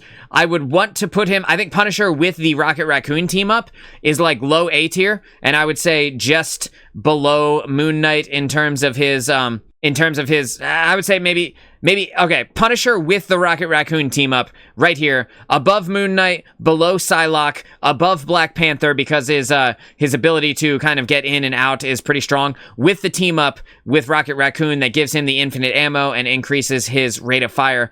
I think right here, on his own though, I think Punisher is like the top of B tier. He does everything that you would want him to do. He's got strong, ranged damage over time. His assault rifle damages people over time. It's got really high damage over time potential, especially if you're hitting headshots. He's got really high burst potential in his shotgun, but you have to play up close, right? So you have to, there's like this give and take. Like, do you want to deal strong pressure? Then you can fight from range. Do you want to deal incredibly high burst and potentially chunk people down and kill them before they have a chance to be healed? Well, then you have to be up close. And he doesn't have the best mobility to be able to get in and out of certain scenarios, compared to like a Psylocke, compared to like a Magic, and even compared to like a Black Panther. His mobility is not on their level. It's just not. But the zipline because it stays up for a long period of time, and you can use it to, you can set up in between fights and use it to get to certain places. You can also use it as a super jump. The zipline is actually very good in terms of getting him around, but it's not nearly as good as the movement of Black Panther, Psylock, or Magic, or even Iron Man, because he has the full vertical space open to him. The Punisher's ultimate is one of the best ults in the entire game. I think in terms of ultimate power, it's just below Moon Knight when you're pairing it with a damage amp. I think when you combine his ultimate with a Rocket Raccoon's damage amp, or even, I don't know what Luna Snow is doing this, but if you have a Luna that wants to use her ult and then use the damage amp portion instead of the healing, I don't know why you would ever do that, but if you did, Punisher is like just under the Moon Knight in terms of ultimate power. His ability to shred through targets is basically second to none. His like burst damage when the rockets go off, in addition to his massively increased fire rate, put him at a tier in and of itself. But he can hit body shots and not get as much value out of his ultimate as he would be if he got headshots. And it just doesn't kill as reliably through support ultimates as the Moon Knight does. Moon Knight on his own, without a damage amp, can kill through support ultimates. Punisher kind of relies on the damage amp combo to be able to kill through like a Luna Snow or like a Mantis or Cloak and Dagger, etc., etc. But he can do it. It's very strong character overall. His smoke is like a slept-on part of his kit, because not only does it create a distraction, which makes it so that the enemies can't see you through the smoke, it also repositions you backwards and can be used as a small burst damage tool to hit people that are around corners, which this is something that almost no Punishers do. But if you're really good with Punisher and you can get the arc of his smoke grenade down, you can actually get somebody low health, then they go around a corner, you shoot the smoke grenade on the side of the corner and it will actually kill them, which is nuts. And then you combine the smoke grenade with his intrinsic passive ability, where he can see people that he has engaged with for a few seconds after he breaks line of sight with them. So he can throw up the smoke grenade and you will be outlined as a red outline through the smoke. So while you can't see him, he can still see you. And that's actually, that's pretty good, dude. That's pretty good.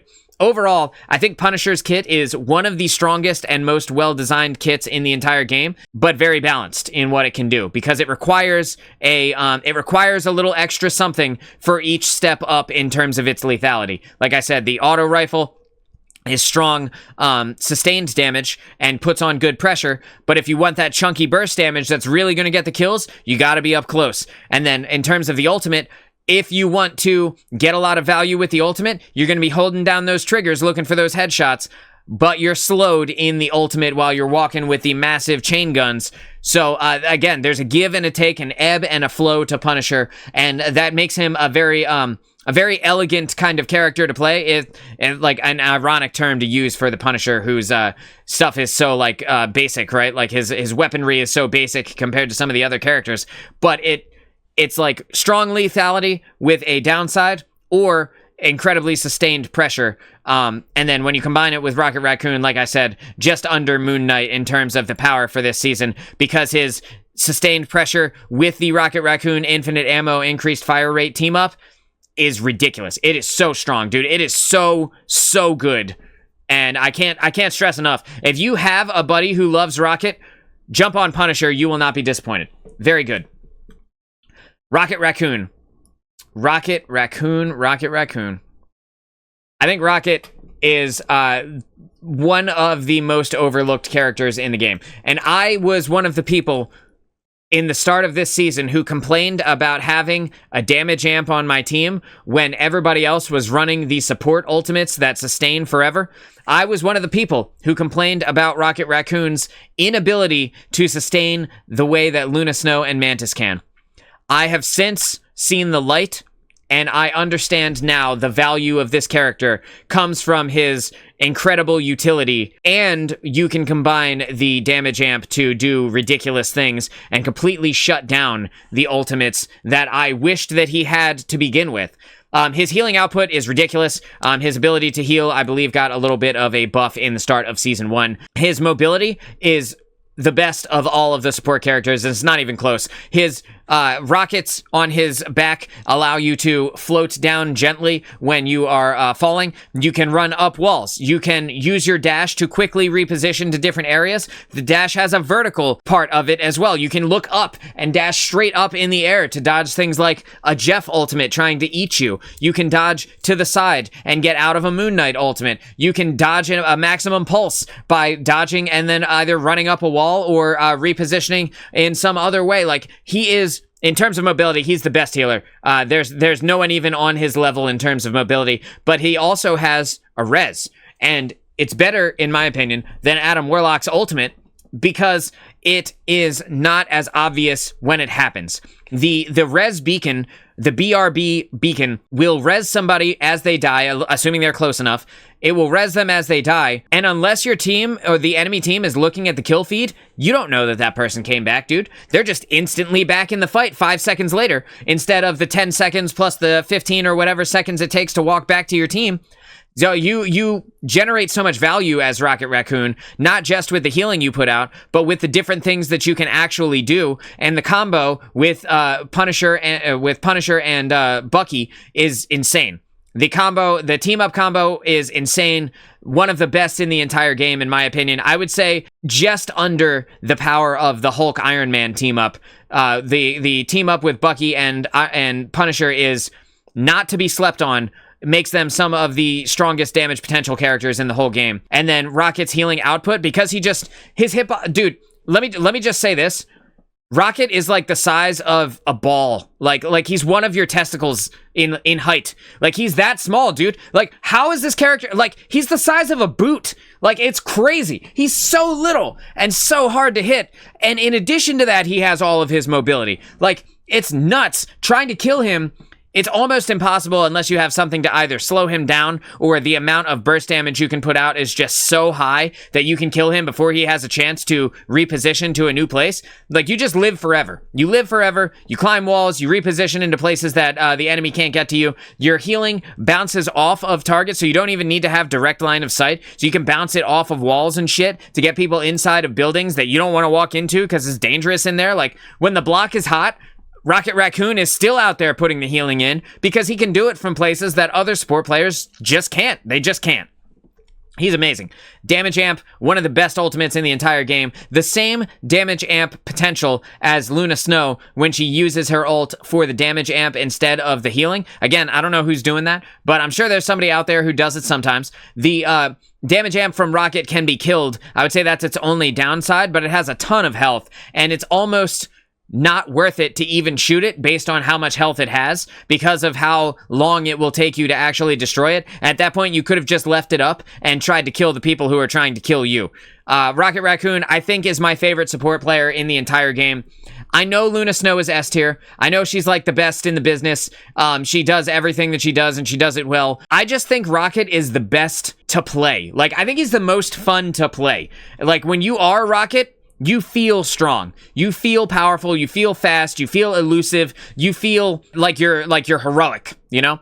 And in addition to that, his primary fire from his gun is like the highest damage in the entire game of any character's sustained damage. I don't know if you guys knew that. If you're hitting headshots on Rocket, which is a little bit difficult to do because his primary fire is like a slower projectile weapon. So it's like a slower projectile weapon, and it feels like it kind of sprays all over the place. But if you are hitting headshots with him, you can eat tanks. You will obliterate tanks if you get the chance. You have to be close, though. You have to be close. His damage fall off is actually pretty fast. So like his damage fall off, I want to say, is like 20 meters. I want to say before you start experiencing less damage. But if you're close up and they're not shooting you, and you start shooting into the head, like the giant, massive fucking head of a Groot, you will just eat him alive. You'll destroy him. Rocket's team up with Groot is okay. I think it's more beneficial for Jeff to team up with Groot than it is for Rocket to team up with Groot. And I think the reason for that is, like, Jeff can throw the bubbles on the ground, which speed Groot up and allow Groot to reposition faster. Rocket doesn't need the damage reduction that Groot provides because he can just fucking leave, dude. Like, he doesn't need to worry about that because he could just get out of dodge before the danger gets too intense. Jeff benefits a little bit more from that damage resistance. Rocket Raccoon, amazing. Incredibly designed character. I love him. He's the best, dude. He's amazing. If you guys haven't played him, try him out. Super fun. Super fun. Scarlet Witch. Tough, dude. Tough, man.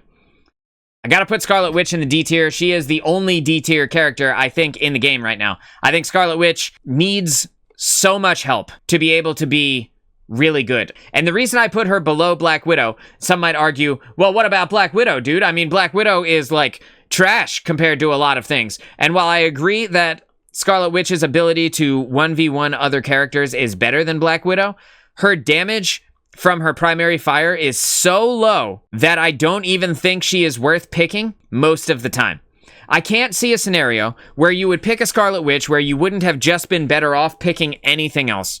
Literally anything else. Unless you're playing into like a Penny Parker and your only choices are melee options, I can't see why you would ever play Scarlet Witch. Her ultimate, let's just be real, her ultimate is actually pretty good. It's like, I'm gonna say it, dude. I think this is controversial, might be a hot take. I think Scarlet Witch's ultimate is actually pretty baller. What it needs, though, is an activation time buff. It needs to happen 1 second faster. I believe it's 3 full seconds of charge up before it explodes and kills everyone. It just needs to happen faster.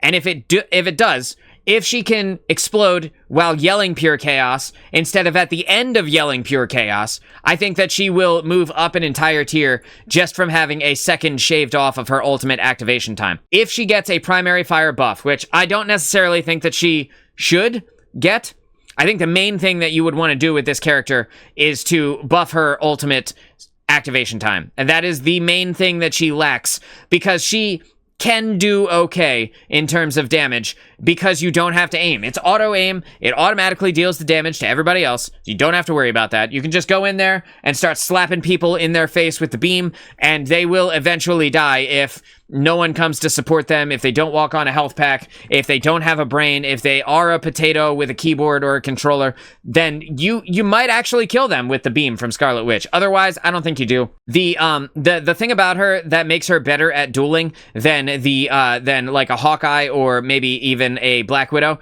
is that she has an invulnerability ability that lets her reposition onto high ground. That alone gives her a little bit of a leg up. She can go immune to damage and reposition onto high ground, and she has 2 charges of it. I think that alone gives her the up in the duel as opposed to Black Widow or Hawkeye. Her damage output is piss poor. I want to say more about this character. Like, I want to be like, her right click where she throws out the burst damage using her chaos resource is actually pretty good, but it's just kind of okay. Like, it's not bad, it's not good. So like, she's all right. She's the worst character in the game, though. Like, by a long shot, she is the worst character in the game. And if she gets a small buff, I think she can make it up to here. And if her primary fire gets buffed, I think she goes up to here.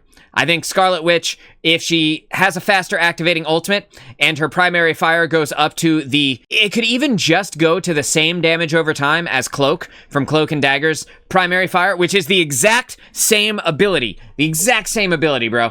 Like, literally just, I beam onto you and I don't have to aim it. It's the same thing. I think that if that gets buffed up to that damage, I think she goes all the way up to here, higher than Hawkeye, higher than Black Widow, even higher than Mr. Fantastic, just based on her, on the rest of her kit being pretty decent, and her ultimate having team wipe potential. The thing about Black Widow, no team wipe potential in this ultimate. Mr. Fantastic, 0 team wipe potential in the ultimate. Hawkeye, it's there. You might be able to do it, but it's very unlikely, right? And then as you work your way up, like Iron Fist, he can actually secure a decent amount of kills in his ult. Then you go up to like Punisher, team wipe potential. We may, like, at the top of B tier, this is team wipe territory, right? Down here, like Scarlet Witch, while it can do it, it very likely won't do it. Okay, so we got Spider-Man. Spider-Man, I think, is it's tough, dude. It's really hard. It's really hard with Spider-Man because he can actually, like, his combos where he hits you with a spider tracker, pulls himself to you, uppercuts you, and then hits you once with a primary fire. His combo is actually pretty good at securing single eliminations, but his health pool is so low. Man, it's tough. Do I want to put him above Mr. Fantastic? I think I do. I think I want to put Spider-Man here. I think Spider-Man is, even like a low tier Spider-Man can be better than a Hawkeye, in my opinion, and can be better than a Mr. Fantastic because of the threat he poses. So, like, he can easily get to the back line of the enemy, and he has just massive mobility to be able to get there. So I think that part is actually pretty decent. I think that part is pretty good. His damage potential can be decent. His ultimate potential is actually pretty okay. It's not bad. It's not the best, but it's not the worst. It's not the worst. So I think Spider-Man is better than Black Widow. Definitely better than Scarlet Witch, but you need to do so much to get value with him, and similarly to Iron Fist, you need to do so much to get value out of, actually, I think I'm going to put him above Iron Fist. You need to do so much to get value out of him and not be a detriment to your team that I think it's kind of not worth running the Spider-Man when you could pick somebody with a higher base value that you can get out of them, even if you're bad at the character. His mobility is probably the best in the entire game, but, like, mobility does not make a duelist the best. You know, like, you have to actually also kill things if you're going to play a damage character to be worth keeping around as a damage character, you know? And the reason I rate him higher than Iron Fist is because at a base value, his ultimate deals more threat and potential damage than Iron Fist does, because it is a one-off ult, and if you catch people off guard and they don't have a support ult to combo or to counter, even if they don't have a support ult to counter, a lot of times you just die. If you're a squishy character, if you're any character in the duelist role, and if you're most support characters, if a Spider-Man ults on top of you, you don't live through that. Most of the time. But then, if you do live through it, your team just kills Spider-Man and it's over, right? And he is fucking garbage. Trash tier into Neymar. Worst counter to him in the entire game, followed closely by Penny Parker. Absolutely dumpstered by Neymar and Penny. Just ruins his day. Just absolutely shuts him down. By any stretch of the imagination, you have to be like a god tier Spider-Man to be able to beat an average Neymar team. So, something to consider. Squirrel Girl. Do I do the hot take here? Do I do the controversial thing here? I think Squirrel Girl is I think Squirrel Girl might be I think I might do it, dude. I think I might do it. I think I might put Squirrel Girl above Iron Man. I think Squirrel Girl is almost the best DPS character in the entire game. Is that crazy? Maybe. I think Squirrel Girl is genuinely, potentially, one of the best DPS characters in the whole game. Now, hear me out. Hear me out. Last season, I would have put Squirrel Girl into B tier. I'd say here. I would say right below the Punisher, above these characters here, above Spider-Man, above Iron Fist, definitely above Hawkeye, above these 100% last season, right? But now, I think Squirrel Girl might be overpowered, and people might not know, or they might just not be using her as much. So, if you didn't know, at the start of this season, her ultimate got a buff to where it tracks enemies now. And the only thing about Squirrel Girl that was bad before is that her ultimate was kind of trash. It could get kills, but more often than not, it didn't get kills. Like, it kind of, like, you press it, and she goes, Squirrel Stampede, or, like, if she's on your team, she's like, my friends are here, and then you just got a bunch of goddamn squirrels running all over the place. They don't do anything, right? Like, maybe they catch somebody who's not paying attention off guard, and that's it, and they get a cheeky burst damage hit on them.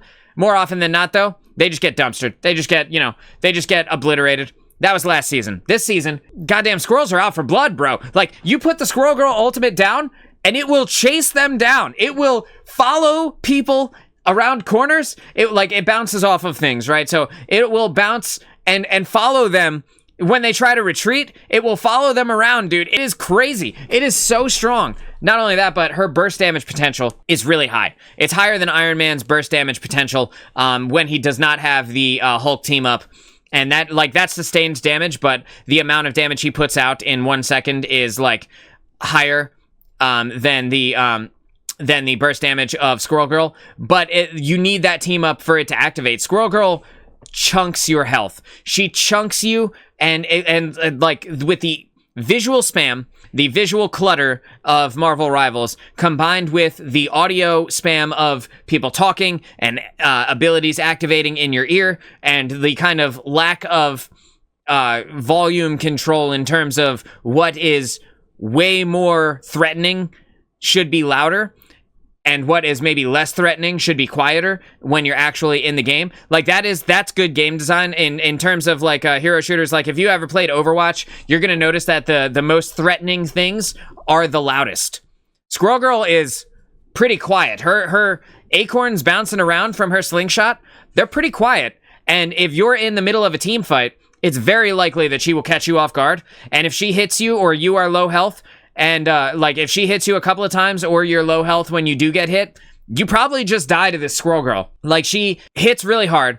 Her ability to burst damage people down, chunk you down when you're not paying attention, is really high. Based on that alone, I think she goes into the bottom of A tier, but then you add in her mobility, and her ability to, like, bounce to high ground positions, to reposition into places she needs to be. Then you factor in her ability to reset one of her ability cooldowns.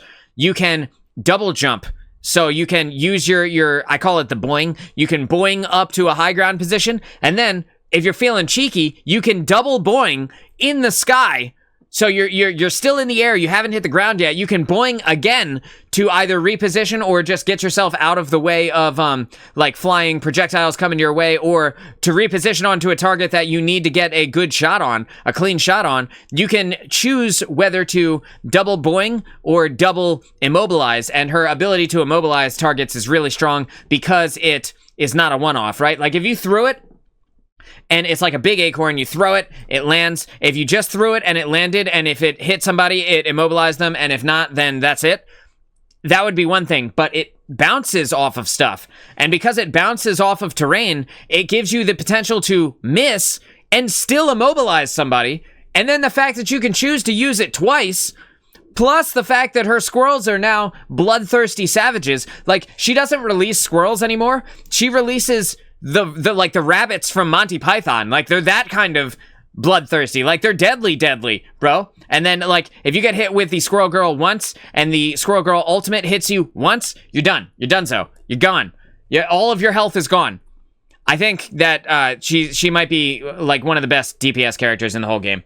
Don't tell anybody. If your friends don't know and they ask why you're picking Squirrel Girl, let them be unaware. Because and then you just soak up all the glory for yourself. This character's crazy, dude. Mark my words, this character is insane. Okay. Star-Lord. I think Star-Lord is very high A tier. I think Star-Lord is better. It's kind of tough. They're like apples and oranges, pairing them. Definitely better than Groot. Okay, I think I'm comfortable with this. High A tier, better than Groot. Not as good as these characters to the side of him. I don't think Star-Lord is better than Hela. I don't. Although his damage potential is very, very, very high, his need to be up close is the problem with the character, in my opinion. His range is small, and you have to be within a close-ish range to be able to get the most value out of his kit, where with Hela, you can snipe people from across the map. And if you're hitting headshots, kaboom, kaboom, they're dead, right? Like, Hela is insane for that. Star-Lord needs to be a little bit closer. That being said, he is a ridiculously well-designed character. He has mobility. He can reach high ground. He can float. He can fly. He can dip, dash, duck, dodge. He's in there, dude. Like, he is in the fight. He has immunity frames. I think this is my favorite part of his kit entirely, is that he has immunity frames when he does his flip animation for a very small amount of time, like an Elden Ring dodge a period of time. He is immune to damage, so you can use that to dodge like maximum pulse. You can use that to dodge big burst damage coming from like a Hawkeye or like an Punisher ultimate coming in at you. You can use that to absorb the rockets that get fired from his missile silo. Like his ability to immune certain things is really strong. You can dodge Eye of Agamotto. You can dodge Groot's immobilize ability. You can dodge Neymar's fish if you were not in it when it activates, if you are in the Neymar fish when it activates, I meant to say this earlier as well, another plus side for Neymar is that he deactivates movement abilities if you get caught inside of the whale zone when you spawn in the whale. It will deactivate your movement ability. So if you're in the center ring and you're Star-Lord, you can't dive out of there, which is crazy, bro. Like, absolutely crazy. But if you happen to walk on top of it after he had summoned it in, you can dodge to immunity frame the whale, which is really nice. You can dodge to immunity frame out of the Moon Knight ultimate. You can dodge immunity frame out of the Psylock ultimate. He's really good. He's really strong. And in addition to that, his ultimate has the potential for a team wipe on a level that these other characters kind of don't have. Moon Knight arguably has the damage potential to team wipe. However, you have to stand in it for a decent period of time for that to actually happen. Star-Lord's ultimate can straight up team wipe you because it's auto-aim. That being said, a lot of Star-Lords utilize their ultimates poorly and are out of maximum damage range when they actually do it. If you're watching this and you're a Star-Lord player, or you're just even thinking about playing Star-Lord, get your support behind you and use it. Like, be a little bit elevated off the ground so that you can catch angles, but be close to the enemy when you use your ultimate. I promise you will see more team wipes than you've ever seen in your entire life. Storm. Everyone says that Storm is S tier. Everyone this season says that Storm is like the best character in the entire game. And I'm going to sit here and I'm going to tell you exactly why she's not. Storm is actually right here. This is the actual place for Storm. Right in the A tier, below Hela, and above every other DPS, because Storm got buffed in her damage at the start of Season 1. She deals, like, double the damage that she used to deal, which is huge, right? A massive amount of damage that she can put out. She has team buffing potential. She can auto-hit targets inside of her field, which on Storm, she has a large area of effect around her that she can affect people, not only allies, but also enemies. So while the allies are within her damage field, she actually provides a constant, always-on damage buff to allies inside of her lightning field. Or she can swap that to the wind field, which is the same diameter, but gives you and your team a movement speed boost. Again, I talked about this with Jeff the Landshark. Movement speed boosts are incredibly rare in this game, and that one thing kind of sets her above other characters in terms of what she can provide to people, and also she can provide it to the entire group. However, even though she has a movement speed buffing ability, her movement is kind of trash.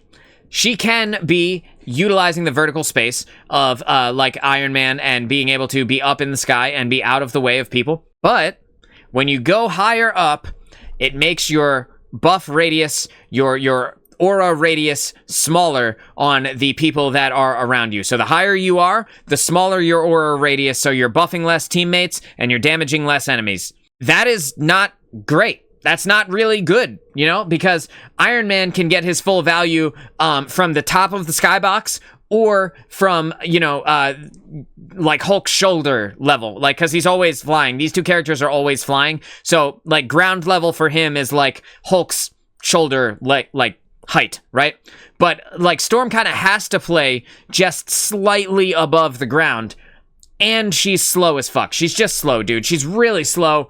She's not good in terms of trying to get away from things. She has almost no ability to deal with an accurate Hela on the enemy team, or like an accurate Punisher on the enemy team will just dumpster her.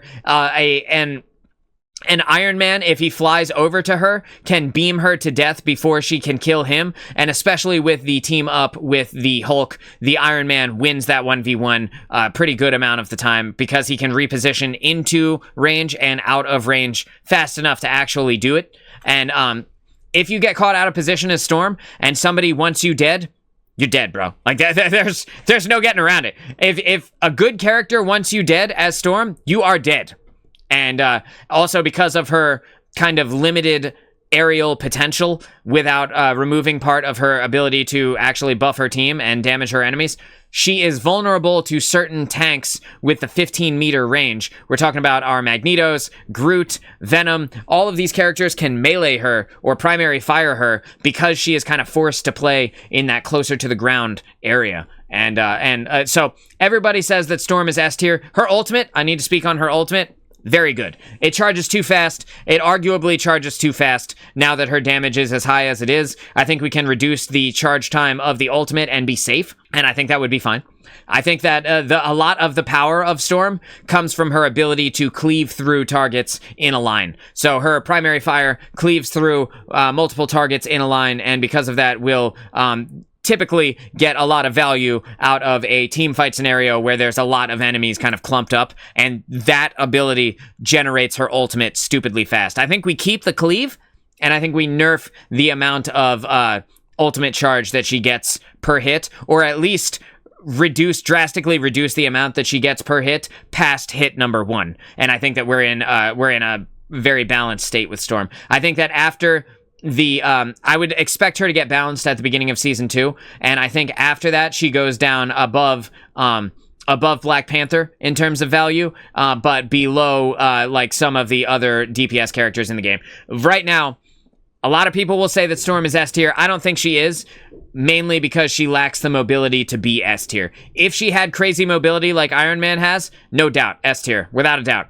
Right now, I think she's worse than Hela. I think I would rather have a Hela. Also, her team up requires you to have Thor. And while the team up with Thor is actually pretty strong, it gives her an extra ability and lets her kill people more readily. I would rather not have a Thor if I could have a Doctor Strange, if I could have a Hulk, if I could have a Magneto or a Groot. I'd rather not have a Thor than take him just to buff the Storm, right? That being said, if you have a Hela, or you have a Hela and a Loki, then having Thor on the team to buff Storm is actually a really good thing. The team up of all of these characters combined is ridiculously powerful. But just the straight up team up with Thor, I would rather not have a Thor when I could have one of the other tanks. Speaking of Thor, here we go, baby. I think Thor is like right here. I think Thor is like the bottom of A tier. I think he's really, really, really good as a second tank. I think he's kind of garbage as a first tank. If he is your only tank, Thor doesn't have a lot of ways to absorb damage. He has one ability that gives him additional, like a strong amount of bonus health and increases his range. And he has kind of movement to be able to get into the back line, dive out of the back line. He can push people forward into your team if he like gets onto them and then uses his Mjolnir spin to push them out of their team and push them into your team. I think that is pretty good. I think that's pretty good. That being said, I would rather have any of the tanks above Thor than actual Thor himself. I think his team up with Hela is really strong, and especially if he is the second tank, I think the team up with Hela is baller. I'm not going to say top tier because of some of the other team ups in the game, but damn near top tier. One of the best team ups of all of the team ups in Marvel Rivals. But his damage output is not it's not the best. It's not going to be as high because he has to be in melee for most of the time, which means that that limits the amount of engagements that he can actually get into a lot of the time and keep himself alive, right? Where a Magneto or a Doctor Strange can fight from multiple ranges. They can be up close and personal and still deal great burst damage, or they can be back like 10, 15 meters and still deal great burst damage. Thor really needs to be on top of them or utilize all of his Thor force for his one ability that gives him ranged attacks. Bless you. Aside from that, I think Thor is pretty good. I think Thor's ultimate is a decently strong burst potential ultimate, not nearly as strong as a single target damage as like a Magneto, not nearly as strong of a single target damage as a Iron Man, but if you can catch some people in there, sometimes you can get some kills. It deals 200 damage, if I'm not mistaken, 200 damage for Thor's ult, and the activation time of you being up in the air, it can be punishing. So if you have like an enemy that has a CC ability, like a Penny Parker or like a Mantis or a Luna Snow, or a lot of CC abilities, like even the displacement from an Invisible Woman can really destroy a Thor's ability to get value out of his ult. But it descends very quickly and deals a strong amount of burst damage. So if anybody's damaged and they're like a 250 HP target, if they're damaged at all, a lot of times you will get the kill with him. I do think he's very good, and I do think his kit is pretty strong. I just think that he is not as good of a tank, straight up tank, as a Groot, as a Magneto. Definitely not anywhere near the Doctor Strange or Hulk combo. But more of a bruiser, more of a fighter, gets in there and brawls. Not necessarily the one I would go to as my first pick. But he does buff Storm, and that combo can be very strong. Venom. Venom. I'm putting Venom in B tier. I think Venom is below Thor in terms of his power. He is below Thor in terms of his lethality. He is below all of the rest of the tanks in terms of his utility, because he basically doesn't have any. Like, he has a snow. He has a slow ability that he can use. It's right click on PC. I don't know what it is on controller. Sorry, dudes. I don't play on console. He can slow people who are near him. So if they're around him, he can use that. It will attach a little symbiote umbilical cord to them. And if they stay inside of the range of the umbilical cord, they will take damage after a few seconds, which can help with his burst damage potential. And if you're hitting all headshots on his primary fire, it actually deals a decent amount of damage. But it's kind of hard to hit all of the headshots consistently. And sometimes you don't even hit all of the shots, even though your crosshair is directly on the guy, or he's like half of your screen worth of taking up space, like in your face, right? Like taking up space in your grill. Sometimes you'll still miss primary fires with Venom. I don't know if that's a bug or if that's like the way that third-person cameras work or what, but it can be a little bit difficult to get that headshot consistently on Venom. That being said, in terms of survivability, he is better than Thor. Like, in terms of I want to live forever and not die, Venom is better than Thor at that. But he lacks some of the rest of Thor's potential, right? So the varied abilities of Thor is why he gets the leg up over Venom, although only very slightly. So Venom can, he's got a ton of mobility, way better than Thor's, although on a longer cooldown. It can travel massive distances, incredibly long distances with Venom's swing, but sometimes you get cock-blocked on a wall, and then you're out of a swing for 6 seconds, and it ruins your day. Like, it will get you killed if you press swing and it gets stuck on a piece of terrain, and that's and you needed to swing out at that moment. That part will kill you. His ability to gain a ton of bonus health when he's low health is really good. Like, his it gives you more bonus health based on how much health you have lost. And if you are like really low, it will give you essentially a second health bar worth of bonus health, which is cool. The only thing about bonus health is that it decays rapidly after a few seconds. And that's why Venom's bonus health is not as good as Hulk's multiple health bars. And I think it's important to remember that when you're talking about Venom, like, his ability to generate bonus health is very high and can do it a little bit more on demand than Hulk can. But having straight up regular hit points is better than having bonus health, because bonus health after, I want to say it's 5 seconds, bonus health after 5 seconds starts rapidly depleting. So if you're at like 25 hit points as Venom, and you pop your survivability cooldown, and now all of a sudden you've got like 800 bonus health, that's great for now. But 5 seconds from now, 10 seconds from now, you're going to be back at 25 hit points unless you get a heal from somebody. So you have to use that and then leave, right? In addition to that, I think his ultimate is lacking in potential on its own. The thing that a lot of people have not figured out yet is that his ultimate, when combined with certain other ultimates, is a full-on team wipe. So if you're using Venom and you get the ultimate off at the same time a Spider-Man swings in, you can instantly remove 50% of the health from everybody that you hit. So Venom's ultimate, if I'm not mistaken, right? I'm pretty sure this is how it works. When you use it, it takes 50% of the remaining health of the target. So if a Groot is at full health, let's say Groot has 800 health, I want to say, then he will go from 800 to 400 health, and Venom gets shields, he gets over health based on how much damage he has dealt, right?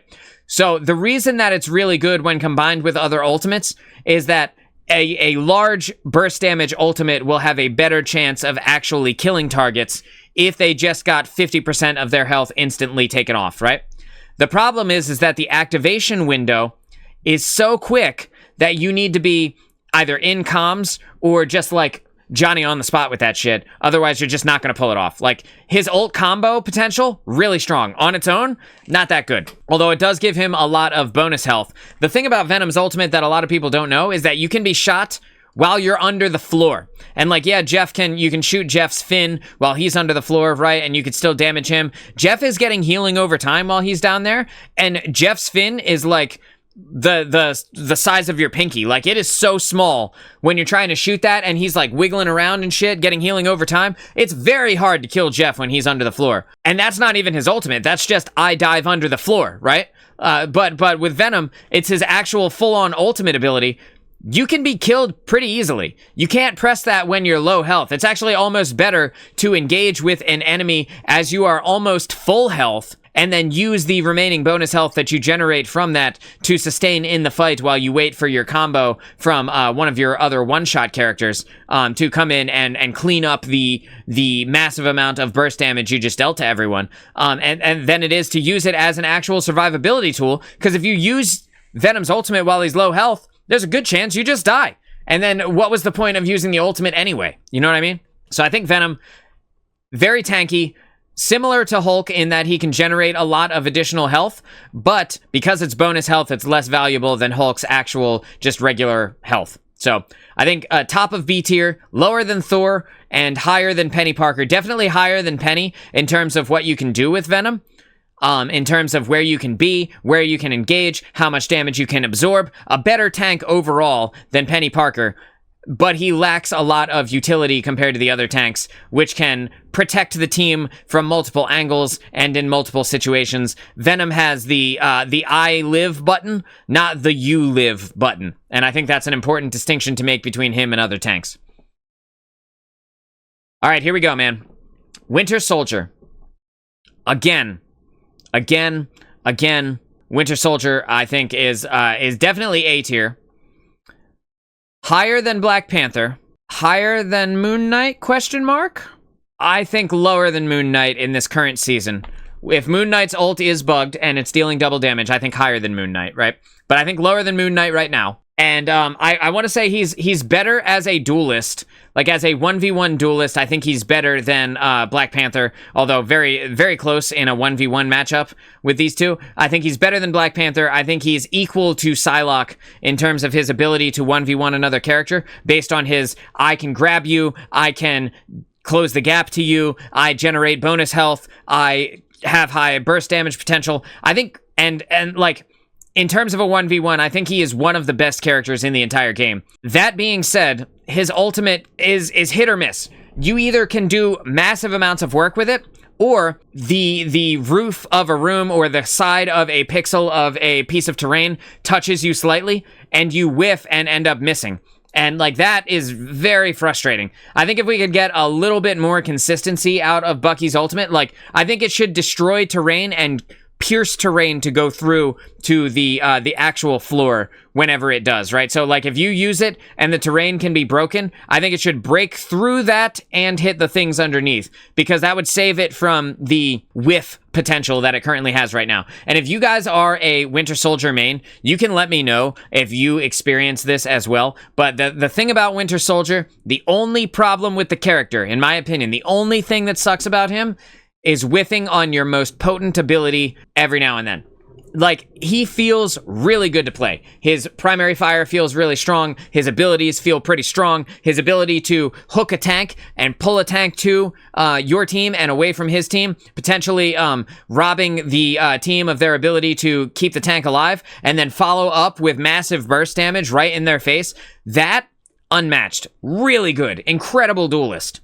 However, he does not have the burst damage potential to pierce through the support ultimates. He can't break through a Luna Snow. He can't break through a Mantis ultimate. He very, very unlikely will break through the ultimate of an Invisible Woman, a Sue Storm, a Cloak and Dagger ultimate. Sometimes he can catch people and get them out of the actual smoke field on the ground. So if you use it and you can scare them into backing up out of the smoke field, there's a good potential that you can actually kill them, and that happens more often with the Cloak and Dagger, because the Cloak and Dagger ultimate is kind of hard to see with all of the visual clutter going on around you inside of the game. So sometimes you can get the enemy to walk out of their own invulnerability ultimate, right?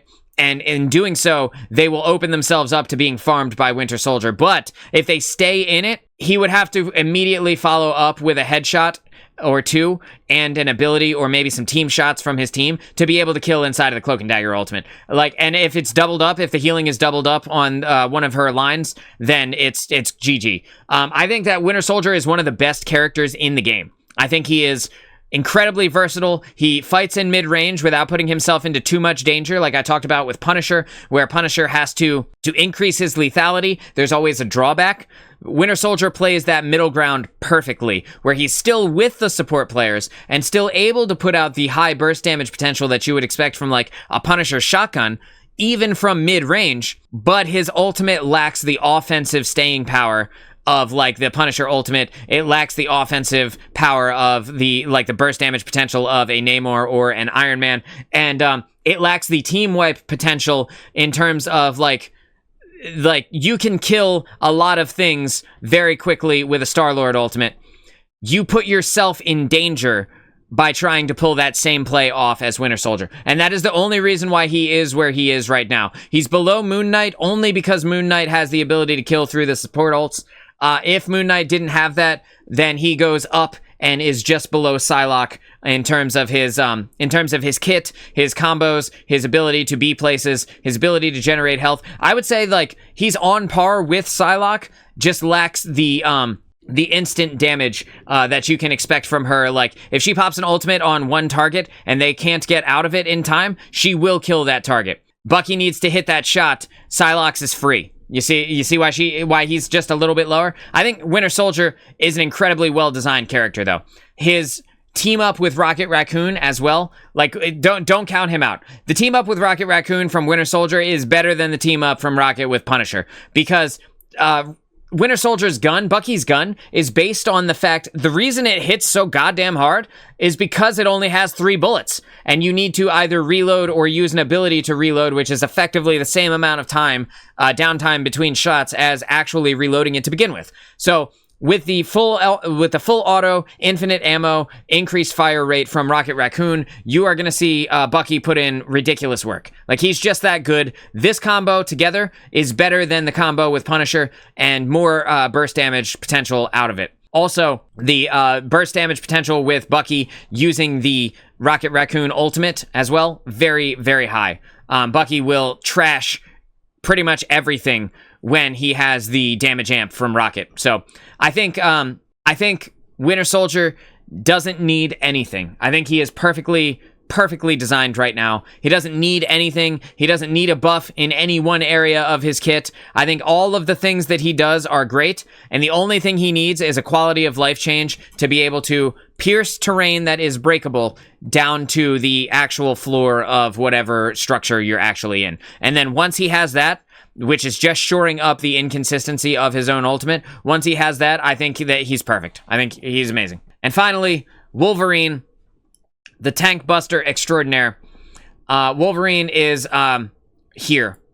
Wolverine is just above Black Panther, just under Bucky in terms of what he can do. And if we're talking specifically just tank busting, he's S tier. He is the only S tier DPS in terms of what he does, but only against tanks. So, and because it's only against tanks, I can't in good conscience put him up there. You know what I mean? Like, he is the best in the whole game at killing tanks. But you're not always killing tanks, bro. You're just not, right? And you have to choose your engagements really well. You have to be in places waiting for the tank to put himself into a spot where you can dive him. Because if you dive in on Wolverine, there's a good chance that you just die. You can cycle his abilities very well, and if you cycle them well, and you do a good job at, using your movement to get in, then using your movement to get out, either your right click, which is the fast dash, or the dive, which is the main ability that you actually get with Wolverine to be able to hijack tanks. If you use that well, combined with his damage reduction, you can get a lot of value out of him. His ultimate is also pretty strong. It deals a good amount of damage, and against tanks, it is deadly. It is like ridiculously deadly. Wolverine is a better tank buster than Bucky. He is a better tank buster than all of the DPS in this role here. He is straight up the best tank killer in the entire game. It's not close. Wolverine shits on tanks. But against, like, duelists, there are duelists that can outduel him because he needs to close the gap on you, because he needs to be close to you and generate fury to make his damage strong enough to actually be competitive against other duelists. He loses a fight versus Black Panther because Black Panther is just faster than him. He can get in, he can get out, he can keep dealing that high burst damage to Wolverine, and Wolverine has to walk over to you to deal that damage, where Black Panther can hit you with a spear from far away, dash in, turn around, kick out, hit you with another spear, and you know, continue to reset the dashes and just be more mobile than you can actually be on Wolverine. Like, he is a better dive character. Wolverine against Winter Soldier dies because Winter Soldier just keeps him in the mid-range, keeps backing up, and generating free space with his dash. He can quickly turn around 180, dash behind him, and generate more space after Wolverine uses his gap closer. His Wolverine's ability to duel other melee duelists, though, is actually pretty decent. His ability to duel a magic is entirely wholly reliant on your ability to properly cycle your cooldowns, and then the magic's ability to cycle theirs. If the magic is better at using cooldowns in a, like, more spaced out way, you lose to magic as Wolverine. If you can make her make a mistake, magic goes down. And it doesn't matter that she can generate additional bonus health, because Wolverine deals damage based on percentage of your maximum health. So, like, even when her health goes up, Wolverine's still very, very lethal. That being said, he loses to most other duelists. He loses to Star-Lord. He loses to Storm because he needs to rely on being able to hijack her out of the sky. He loses to Hela because she can go invulnerable, fly away, get to a high ground position that he can't reach, and headshot him down. She loses to Iron Man he loses to Iron Man because Iron Man can fly up out of the range of the Wolverine and just stay away from him. A lot of times he will lose to Neymar because the damage pressure of the octopus is really, really deadly, and it can actually end up leading to your demise in the middle of you trying to, like, fight the Neymar. You didn't even realize you've been shot 15 times by an octopus that's on a wall behind you, you know? And especially if you have the team up with Luna Snow for the slowing octopus, it's just over. It is over for Wolverine. But if they have a Groot, if they're running a Captain America and a Groot, a Captain America and a Hulk, they have a Doctor Strange, if they have two tanks of any variety, and you play your angles well, Wolverine is one of the most overpowered, high damage characters in the entire game. Took everybody a long time to figure him out, but man, does he fucking shred. Holy God, does he shred, dude. Like, he will rip your Groot to pieces. He will splinter your Groot for funsies, but he sucks balls dueling against other DPS. And there you have it. That is your quick play tier list for Season 1 of Marvel Rivals. I want to thank everybody for watching.